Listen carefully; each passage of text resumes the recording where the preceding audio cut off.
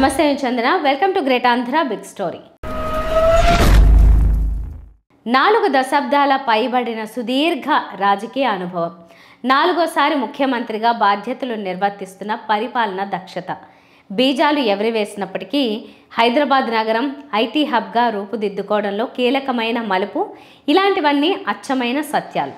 ఒకసారి జగన్కు అవకాశం ఇచ్చిన తర్వాత మళ్ళీ చంద్రబాబు నాయుడు సారథ్యాన్ని ఆంధ్రప్రదేశ్ రాష్ట్ర ప్రజలు కోరుకున్నారంటే దాని అర్థం ఆయన దక్షత మీద నమ్మకమే. ఆయన మీద ప్రజలకు ఎంతో నమ్మకం ఏర్పడి ఉంటే తప్ప ఈ స్థాయి విజయం సాధ్యం కాదు. మంచిదే, కానీ ప్రజల నమ్మకాన్ని నిలబెట్టుకునే దిశగా చంద్రబాబు ప్రభుత్వం వేస్తున్న అడుగులు ఎలా ఉన్నాయి? అంచనాల్ని అందుకోగలుగుతున్నారా? ఆ పరిస్థితుల్ని విశ్లేషించే ప్రయత్నమే ఎల్ విజయలక్ష్మి కళ నుంచి great Andhra cover story. Sorry sir. ప్రియమైన ముఖ్యమంత్రి చంద్రబాబు నాయుడు గారికి కొత్త సంవత్సరం శుభాకాంక్షలు. 5 ఏళ్ల సుదీర్ఘ విరామం తర్వాత మీ సారథ్యంలో నూతన సంవత్సర వేడుకలను జరుపుకుంటున్నందుకు మాకు ఎంతో సంతోషంగా ఉంది. ప్రస్తుతానికి మీరు వేడుకల రూపంలో ఏదీ వద్దు, ఒక మంచి నాయకుడి నిష్క్రమణం కారణంగా మనం సంతాప దినాల్లో ఉన్నాం అని చెప్పిన సంగతి మాకు గుర్తుంది. కానీ రాష్ట్రం గురించి, రాష్ట్ర ప్రజలుగా మా భవిష్యత్తు గురించి కోటి ఆశలతోనే మీ నాయకత్వంలో కొత్త సంవత్సరంలోకి అడుగు పెట్టాలని కోరుకున్నాం. రాబోయే 5 ఏళ్ల పట్ల నమ్మకంతోనూ ఉన్నాం. గత 5 ఏళ్లలో ఏదైతే జరగలేదో, ఎలాంటి పనుల మీద దృష్టి సారించలేదో ఆ పనులు చేయటానికి మాత్రమే మిమ్మల్ని ఎన్నుకున్నాం అనుకోకండి సార్. మేము కోరుకున్నది అది కాదు. ఎన్నికలు ఏడాది కంటే బాగా దూరంలో ఉన్నప్పుడే మీరు సూపర్ 6 హామీలను ప్రకటించారు. ఎన్నికల ప్రచారం జోరెత్తుకున్న తర్వాత పవన్ కళ్యాణ్ తో కలిసి ఒక సవివరమైన మేనిఫెస్టోను తమరు విడుదల చేశారు.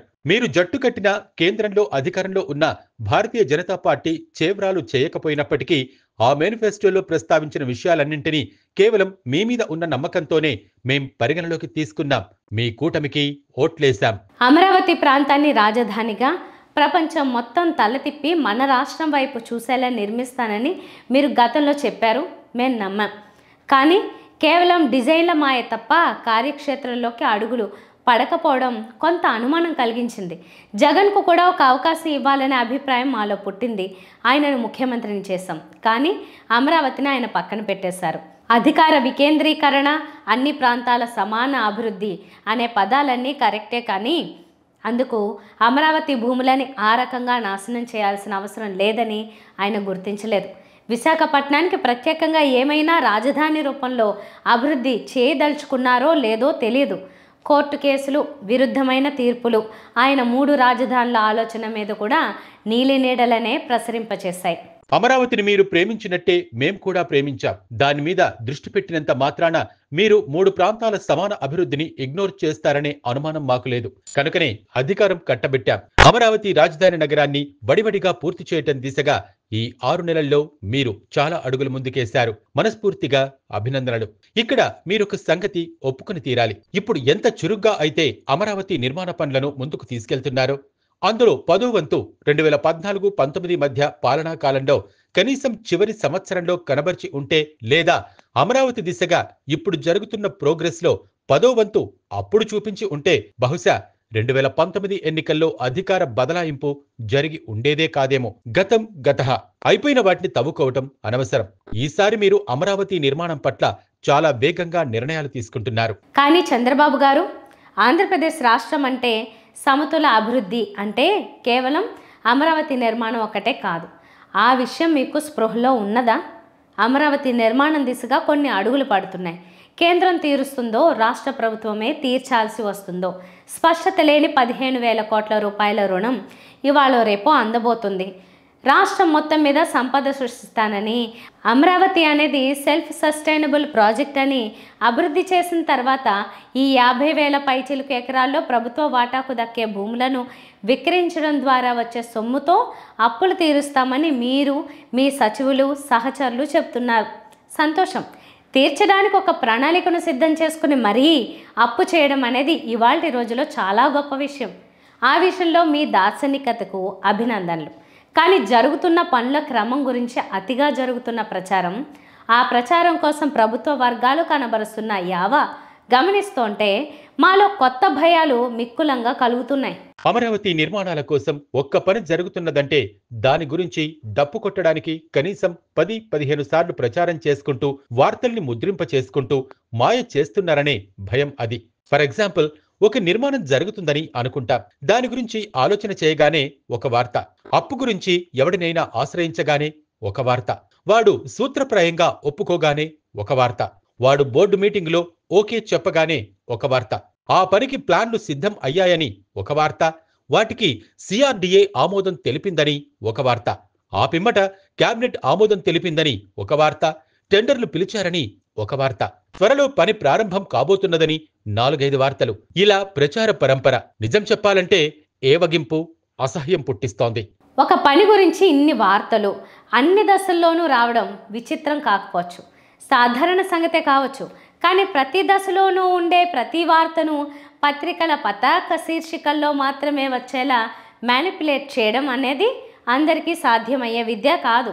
మీడియాను తమ చెప్పు చేతలో ఉంచుకున్న వాళ్ళు కానీ, సొంత మీడియా కలిగి ఉన్న వాళ్ళు కానీ ఇంత చాకచక్యంగా ప్రచారమాయను ప్లాన్ చేయలేరు. మీరు అమరావతి పన్నుల గురించి వ్యూహాత్మకంగా కల్పిస్తున్న అతి ప్రచారం రాష్ట్ర ప్రజలందరినీ మెస్మరైజ్ చేయడానికి మాత్రమేనని, ఆ మాయలో పడి మీరు చేయవలసిన ఇతర అన్ని ముఖ్యమైన పనులను, మీరు దృష్టి నిలపవలసిన అసలైన పరిపాలనను ప్రజలు విస్మరించేలా చేయడమే అంతిమ లక్ష్యం అని గుర్తించగలిగిన వారు ఈ 5 కోట్ల మందిలో ఎందరుంటారు? కనీసం 5% ఈ ఇంద్రజాల పరిణామాలను గమనిస్తున్నారా? మరో సంగతి, కనీసం 5% మీరు చేస్తున్నది మాయా అని గుర్తించినట్లయితే వారు అధికార పీఠాలను తలకిందులు చేయగలరని, ఓడలను బండ్లు చేయడానికి అవసరమైన శక్తి ఆ కెరటానికి ఉంటుందని మీరు గుర్తించగలుగుతున్నారా? జగన్మోహన్ రెడ్డిని నమ్మి ఒక్కసారి అధికారం కట్టబెట్టాం. ఆయన ఏం చేశారు? పేద ప్రజలకు నేరుగా డబ్బు ఇవ్వటమే సంక్షేమం అనే సరికొత్త విధానాన్ని అడ్మినిస్ట్రేషన్గా భావించారు. బటన్ నొక్కితే చాలు, ప్రజల ఖాతాల్లోకి నేరుగా డబ్బులు పంపేస్తే చాలు, రాష్ట్ర అభివృద్ధి జరిగినట్టే అనుకున్నారు. ప్రజా సంక్షేమం అంటే డబ్బు పంపకం ఒక్కటే అనే నిర్వచనాలను స్థిరీకరించారు. అలా డబ్బు పంచడం కోసం ఆయన రకరకాల కొత్త మార్గాలను కనుగొన్నారు కూడా. అది డబ్బు కదా, దానికి ఆకర్షణ శక్తి ఎక్కువ. ఆ పథకాలన్నీ ప్రజలను బాగానే ఆకట్టుకున్నాయి. వాటిలో కొన్ని నిజంగానే పేద ప్రజల జీవితాల్లో గుణాత్మకమైన మార్పును తీసుకువచ్చాయి కూడా. అవన్నీ మంచి పథకాలు గనుకనే మీరు కూడా ఎన్నికల సమయం వచ్చినప్పుడు ఆయా పథకాల కొనసాగింపును మరింత పెద్ద మొత్తాలతో ప్రకటించారు తప్ప వాటిని విస్మరించే, తొక్కేసే సాహసం చేయలేకపోయారు. ఆ సంగతి కొంత పక్కన పెడదాం. జగన్ అవి తప్ప మరేం చేయలేదనే అంశానికి వద్దాం. కానీ ఇప్పుడు మీరు చేస్తున్నదేమిటి? అమరావతి తప్ప మీ కళ్ళెదుట మరో రకమైన రాష్ట్ర పరిపాలన కనిపించటం లేదా? 7 నెలలు గడుస్తున్నాయి. మీరు ప్రతి విషయంలోనూ నాంచివేత, సుదూర లక్ష్యాలు, మాటలు వల్లిస్తున్నారే తప్ప క్రియాశీల ఆచరణాత్మక అడుగులు వేయటం లేదు. మళ్ళీ ఒకసారి సవినయంగా గుర్తు చేస్తున్నాము సార్, జగన్మోహన్ రెడ్డి చేయకుండా విస్మరించిన, పక్కకు పెట్టిన పనులు చేయడానికి మాత్రమే మేం మిమ్మల్ని 4సారి ముఖ్యమంత్రిని చేయలేదు. అలా అని మీరు తలపోస్తే పప్పులో కాలేసినట్టే. మీరు పవన్ కళ్యాణ్ కలిసి ఇచ్చిన అనేక హామీల పట్ల మీకు చిత్తశుద్ధి ఉంటుందనే విశ్వాసంతోనే గెలిపించాం. చంద్రబాబు గారు, ఒక్క విషయానికి సూటిగా, స్పష్టంగా, డొంక తిరుగుడు లేకుండా సమాధానం చెప్పగలరా? సూపర్ 6 అనే హామీలను ఎన్నికలకు ఏడాది కంటే ముందే మీరు చాలా ఆర్భటంగా ప్రకటించారు. అంత ముందస్తు ఆలోచన, ప్రణాళిక, దార్శనికత ఉన్న మీరు వాటిని అమలు చేయడానికి ఎన్ని సంవత్సరాల వ్యవధి కావాలని కోరుకుంటున్నారు? ఎన్నికల వాకిట్లో ప్రకటించిన 4000 పెన్షన్ పథకాన్ని ప్రకటించినట్టే ఏప్రిల్ నుంచి అరియర్స్ సహా గెలిచిన మరుక్షణం అమలయ్యేలా చేశారే. అంత చిత్తశుద్ధి కలిగిన ప్రమాణాల విషయంలో మీకు ఎందుకు లేదు? దానికంటే సీనియారిటీ ఉన్న వాగ్దానాలను నానుస్తున్నారెందుకు? గ్యాస్ సిలిండర్ల పథకం అమల్లోకి తెచ్చారు, మిగిలిన వాటి సంగతి ఏంటి? సార్, మిమ్మల్ని అభిమానించి నమ్మి గెలిపించిన అందరి తరపు నుంచి మరోమారు ధృవీకరిస్తున్నాను. చేసిన ప్రతి వాగ్దానము గెలిచిన తక్షణమే లేదా గెలిచిన 6 నెలల్లోనే చేసి చూపించాలని మేము అడగటం లేదు. జగన్మోహన్ రెడ్డి అంటున్నట్టుగా తూర్పారబట్టడమూ లేదు. కానీ ఎప్పటికి వాటన్నింటినీ అమల్లోకి తేవాలనుకుంటున్నారో ఆ ప్రణాళిక గురించి అడుగుతున్నాం. జాబ్ క్యాలెండర్ అనే మాట కూడా మీరు ఇటీవల వాడారు. కానీ మాకు మీ హామీల క్యాలెండర్ కూడా కావాలి సార్. 5 ఏళ్లు పాలించడానికి మేం మీకు అధికారం ఇచ్చిన మాట నిజమే. అన్నింటినీ అమలు చేయడానికి 5 ఏళ్ల గడువు వాడుకోండి. కానీ ఏదేది ఎప్పుడెప్పుడు చేయదలుచుకుంటున్నారో కనీసం ఒక సూత్రప్రాయ ప్రణాళికను మా ముందు పెట్టండి. అప్పటి వరకు మీ మీద నమ్మకంతో ఎదురు చూస్తాం. పింఛన్లు చెప్పినట్టుగా ఇచ్చారు. గ్యాస్ సిలిండర్లను కనీసం దీపావళి నాటికి ఇచ్చారు. కనీసం ఆర్టీసీ బస్సుల్లో ఉచిత ప్రయాణాన్ని వెంటనే ఎందుకు చేయలేకపోయారు? ఇంతకాలానికి ఉగాది నుంచి అమలు చేస్తామని ఒక ప్రకటన వచ్చింది. రైతులకు పంట సాయం విషయం ఇంకా ఆలోచన దిశలోనే ఉన్నట్టు చెబుతున్నారు. మహిళలకు నెలకు 1500 రూపాయల సొమ్ము అందజేత ఎప్పుడో మీరు లీకు ఇవ్వడానికి కూడా ఇష్టపడటం లేదు. ప్రస్తావన కూడా చేయటం లేదు. ఆర్టీసీ బస్సుల్లో ఉచిత ప్రయాణం కల్పించడం అనేది అధ్యయనానికి ఏడాది కాలం అవసరమయ్యేంత పెద్ద పనా సార్? ఏదో అజ్ఞానం కొద్దీ అడుగుతున్నాం. మీ శిష్యుడు మిమ్మల్ని సర్వోన్నతుడిగా సర్వసమర్థుడిగా భావించే తెలంగాణ ముఖ్యమంత్రి రేవంత్ రెడ్డి ఇలా హామీ ఇచ్చారు. అలా అధికారంలోకి వచ్చిన తర్వాత చిటికలో ఆర్టీసీ ఉచిత ప్రయాణాన్ని మహిళలకు కల్పించారు. మీ శిష్యుడికి చేతనైంది కూడా మీకు చేత కాలేదంటే ఆశ్చర్యంగా ఉంది. పైగా రేవంత్ రెడ్డి అమలు చేస్తున్న దాంతో పోలిస్తే మీరిచ్చిన హామీ పిపీలకం, అంగుష్టం మాత్రం అని చెప్పాలి.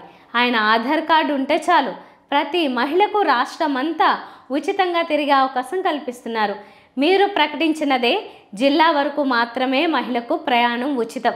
దాన్ని అమలు చేయడం కూడా మీకు 7 నెలలుగా చేత కాలేదు. తీరా ఇంతకాలం తర్వాత 4 మంత్రుల్ని, అధికారుల్ని సమూహంగా బెంగళూరు పంపి అక్కడ ఎలా అమలవుతున్నదో అధ్యయనం చేయాలంటూ కొత్త ప్రహసనం, డ్రామా నడిపిస్తున్నారు. మీరిచ్చిన బుల్లి హామీ అమలుకు అంత కష్టమున్నదా? మంత్రులు ఇక్కడి పనులు మానుకుని అక్కడకు వెళ్లి బస్సులెక్కి తిరుగుతూ వీడియోలు పంచుకుంటూ చేస్తున్నది డ్రామా కాదని, చిత్తశుద్ధితో హామీని అమలు చేయడానికి జరుగుతున్న అధ్యయనమని మీరు గుండెల మీద చెయ్యి వేసుకుని చెప్పగలరా? గుర్తుంచుకోండి, హామీల క్యాలెండర్ విడుదల చేయండి. మేనిఫెస్టోలో ప్రతి హామీకి పక్కన రాబోయే 5 ఏళ్లలో ఒక తేదీ వేసి ఆ హామీల మేనిఫెస్టోలను ప్రమాణ పత్రాలుగా పునర్ముద్రించి ఇంటింటికి పంచండి. మీ చిత్తశుద్ధిని ప్రజలు వేణోల్లా కొనియాడతారు. అసలే ఎన్నికల్లో గెలిచిన తర్వాత హామీల మేనిఫెస్టోను కనీసం మీ పార్టీ వెబ్సైట్లో కూడా కనిపించనివ్వకుండా మాయం చేసేస్తారనే అపప్రథ మీకు ఉన్నది. అలాంటి అపకీర్తిని తుడిచిపెట్టేయడానికైనా ఇలాంటి హామీల క్యాలెండర్ను విడుదల చేయండి. మీ ప్రతి మాటలోనూ ప్రచార ఆర్భాటం జాస్తిగా ఉంటుందని ఎవరైనా అంటే మీకు కోపం రావచ్చు. కానీ కాదనలేని సత్యం. హార్డ్ వర్క్ వద్దు, స్మార్ట్ వర్క్ చేయండి అంటూ ఈజ్ ఆఫ్ డూయింగ్ బిజినెస్ అంటూ రకరకాల పడికట్టు పదాలు, మార్మికమైన ప్రయోగాలు మీరు చేస్తున్నారు. అంతా బాగానే ఉంది. కానీ అసలు వర్క్ అంటూ ఏది జరగకుండానే వాటికి స్మార్ట్, హార్డ్ అంటూ ప్రీఫిక్స్లు జోడించుకుంటూ కాలం గడిపితే ఎలా? ఆర్టిఫిషియల్ ఇంటెలిజెన్స్ జోడించి పరిపాలనను మార్చేస్తానని, వాట్సాప్లో ప్రజల సమస్యలు తీర్చేస్తానని, గూగుల్ సలహాలతో రాష్ట్ర పరిపాలనా రూపురేఖలు మారిపోతాయని మాయమాటలు తమరు ఎన్నాళ్ళు చెబుతారు? ముందు పనులు ప్రారంభించాలి. మీరు చెబుతున్న ఏఐ, గూగుల్, ఇతర టెక్నాలజీ గొడుగు కింద ఉండే వ్యవహారాలన్నీ పెద్ద మాయలు. హైటెక్ ముఖ్యమంత్రిగా దశాబ్దాల కిందటే కీర్తి గడించిన తమకు తెలియని సంగతి కాదు అది. కానీ అవి మాయలనే సంగతి ప్రజలెవ్వరికీ తెలియదని మీరు ఇప్పటికీ భ్రమపడుతుండడమే చిత్రం. మీరు హైటెక్ సీఎం అనిపించుకున్న తొలినాళ్లకు ఇప్పటికీ ప్రజల సాంకేతిక చైతన్యంలో చాలా మార్పు వచ్చింది. మీ మాయలను వాళ్ళు గుర్తించగల స్థితిలో ఉన్నారు.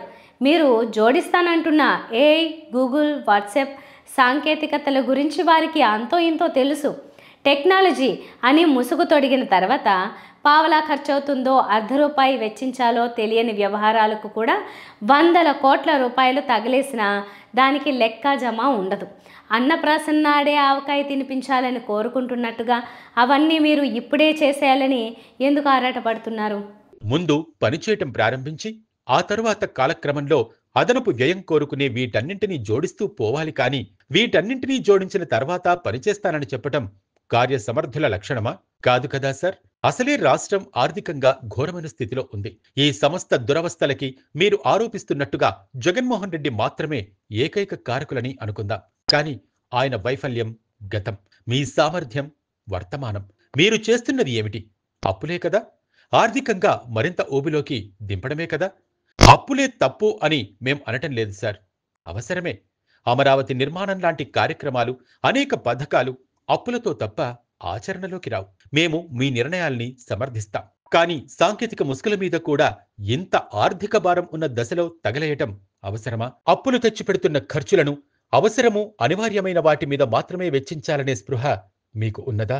నాలుగోసారి ఆంధ్రప్రదేశ్ రాష్ట్రానికి ముఖ్యమంత్రిగా మిమ్మల్ని సింహాసనం మీదకు తెచ్చే ముందు మేం మీ నుంచి ఆశించినది ఇది కాదు సార్.